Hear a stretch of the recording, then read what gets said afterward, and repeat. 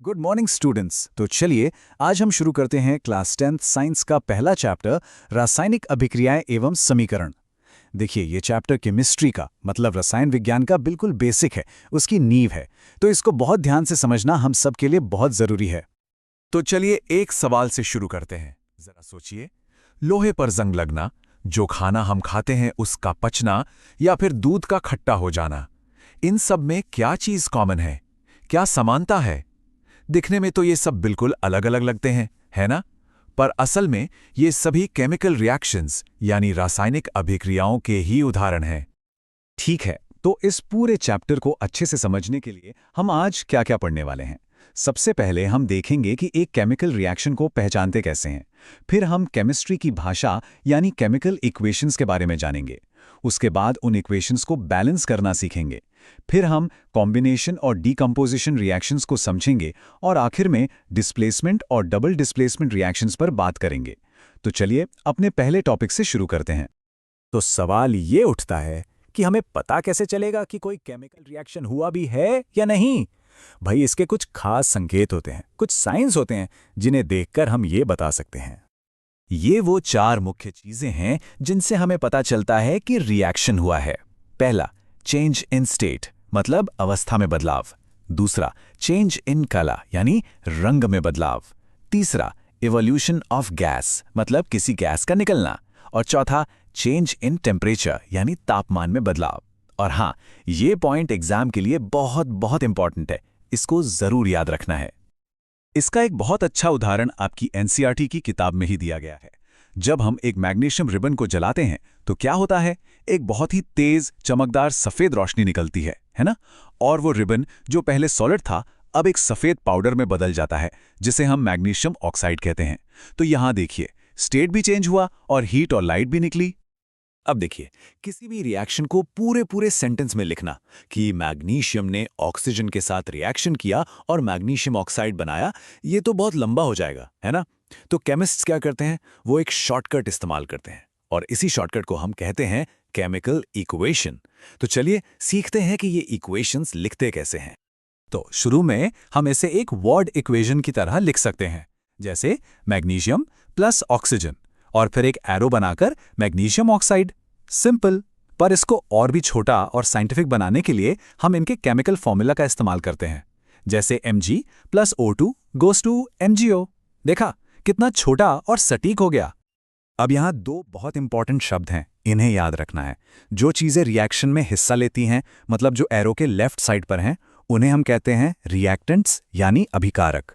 और रिएक्शन होने के बाद जो नई चीज बनती है, जो एरो के राइट साइड पर है, उसे हम कहते हैं प्रोडक्ट्स यानी उत्पाद। चलिए अब एक बहुत ही जरूरी स्किल सीखते हैं, केमिकल इक्वेशंस को बैलेंस करना। पर सवाल यह है कि हम इन्हें बैलेंस करते ही क्यों हैं? ऐसा इसलिए है क्योंकि एक बहुत जरूरी नियम है, law of conservation of mass. ये कहता है कि किसी भी केमिकल रिएक्शन में मैटर ना तो बनता है और ना ही खत्म होता है।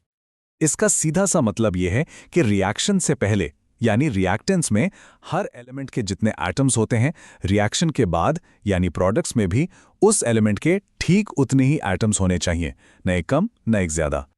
इक्वेशन को बैलेंस करने के लिए हम जिस मेथड का इस्तेमाल करते हैं उसे कहते हैं हिट एंड ट्रायल मेथड। चलिए इसको एक उदाहरण से समझते हैं। जब आयरन यानी लोहा भाप के साथ रिएक्ट करता है, तो देखिए सबसे पहला स्टेप है कि हर फॉर्मूला के चारों तरफ एक बॉक्स बना लेना है और बॉक्स के अंदर हमें कुछ भी नहीं बदलना है। फिर हम दोनों तरफ हर एलिमेंट के एटम्स की लिस्ट बनाएंगे और फिर एक एक करके सबसे बड़े कंपाउंड से शुरू करते हुए एटम्स को बैलेंस करेंगे। अब जरा इस टेबल को देखिए, साफ साफ दिख रहा है ना कि लेफ्ट साइड पे आयरन का सिर्फ एक एटम है, जबकि राइट साइड पर 3 है, और ऑक्सीजन का लेफ्ट में 1 है और राइट में 4। मतलब ये इक्वेशन बैलेंस नहीं है, तो अब हमें इसे बैलेंस करना पड़ेगा। तो उन सारे स्टेप्स को फॉलो करने के बाद ये है हमारी फाइनल बैलेंस्ड इक्वेशन। यहां एक और चीज पर ध्यान दीजिए, हमने हर पदार्थ के आगे उसकी फिजिकल स्टेट भी लिखी है, S सॉलिड के लिए, G गैस के लिए। इससे हमारी इक्वेशन और भी ज्यादा इंफॉर्मेटिव हो जाती है। बहुत बढ़िया। तो अब हम इक्वेशन लिखना और बैलेंस करना दोनों सीख चुके हैं।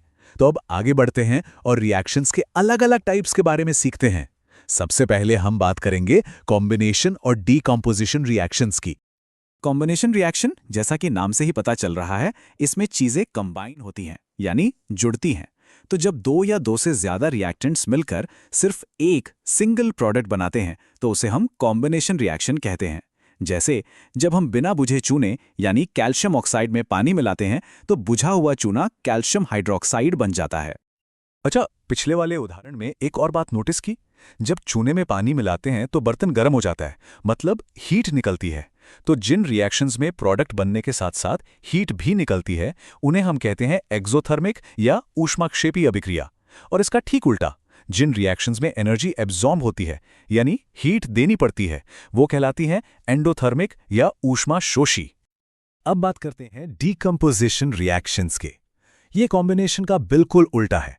कॉम्बिनेशन में दो मिलकर एक बनते थे, यहां एक सिंगल रिएक्टेंट टूटकर दो या दो से ज्यादा छोटे छोटे प्रोडक्ट्स में बढ़ जाता है। लेकिन हां, किसी चीज को तोड़ने के लिए एनर्जी तो चाहिए, तो ये एनर्जी हीट, लाइट या इलेक्ट्रिसिटी किसी भी फॉर्म में हो सकती है। चलिए अब हमारे अगले सेट ऑफ रिएक्शंस पर चलते हैं। इनमें क्या होता है, एलिमेंट्स या आयंस अपनी जगह की अदला बदली करते हैं, मतलब एक दूसरे को रिप्लेस करते हैं। डिस्प्लेसमेंट रिएक्शन, इसमें एक ज्यादा ताकतवर मतलब ज्यादा रिएक्टिव एलिमेंट एक कम रिएक्टिव एलिमेंट को उसके सॉल्यूशन से हटाकर खुद उसकी जगह ले लेता है, उसे डिस्प्लेस कर देता है।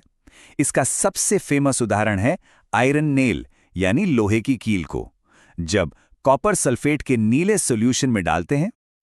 और हां, इस एक्सपेरिमेंट में क्या क्या होता है, ये ऑब्जर्वेशंस आपके प्रैक्टिकल एग्जाम के लिए बहुत इंपॉर्टेंट है। तो क्या होता है? पहली बात, कॉपर सल्फेट का जो नीला रंग है वो धीरे धीरे हल्का पड़ जाता है। दूसरी बात, लोहे की कील के ऊपर कॉपर जमा होने से वो भूरे रंग की हो जाती है। और तीसरी बात, सॉल्यूशन का रंग हल्का हरा हो जाता है क्योंकि अब वो आयरन सल्फेट बन गया है। अब है डबल डिस्प्लेसमेंट रिएक्शन। इसमें सिंगल डिस्प्लेसमेंट नहीं होता बल्कि डबल होता है, मतलब यहां दो कंपाउंड्स के बीच आयंस की अदला बदली होती है। आप इसको ऐसे समझ सकते हैं कि दो कंपाउंड्स अपने आयंस को आपस में एक्सचेंज कर लेते हैं, पार्टनर स्वैप कर लेते हैं और दो नए कंपाउंड्स बना लेते हैं। इस रिएक्शन की एक खास बात है, इसमें अक्सर एक ऐसा पदार्थ बनता है जो पानी में घुलता नहीं है, इनसॉल्युबल होता है। ये सॉलिड नीचे बैठ जाता है और इसी को हम कहते हैं प्रेसिपिटेट या अवक्षेप। और क्योंकि इस रिएक्शन में प्रेसिपिटेट बनता है, इसलिए इसे प्रेसिपिटेशन रिएक्शन भी कहते हैं। ये डेफिनेशन भी काफी इंपॉर्टेंट है। चलिए, तो चैप्टर खत्म करने से पहले एक बार जल्दी से सारी मुख्य बातों को दोहरा लेते हैं, एक क्विक रिकैप कर लेते हैं ताकि एग्जाम के लिए सब कुछ अच्छे से याद हो जाए। तो ये हैं हमारे मेन रिएक्शंस। कॉम्बिनेशन, जिसमें दो जुड़कर एक बनते हैं। डीकंपोजिशन, जिसमें एक टूटकर दो या ज्यादा बनते हैं। डिस्प्लेसमेंट, जहां एक ताकतवर कमजोर को हटाता है। और डबल डिस्प्लेसमेंट, जहां आयंस की अदला बदली होती है। साथ ही एक्सोथर्मिक, जिसमें हीट निकलती है, और एंडोथर्मिक, जिसमें हीट एब्जॉर्ब होती है। अगर ये बेसिक पैटर्न याद रहेंगे तो किसी भी रिएक्शन को पहचानना बहुत आसान हो जाएगा। तो अब जब आप इस चैप्टर के बेसिक्स समझ गए हैं तो कोशिश कीजिए, अपने आसपास देखिए, खाना पक रहा है, मोमबत्ती जल रही है, सोचिए कि ये किस तरह का केमिकल रिएक्शन हो सकता है। इससे आपकी समझ और भी पक्की होगी। तो ठीक है, आज की क्लास यहीं खत्म करते हैं। Thank you.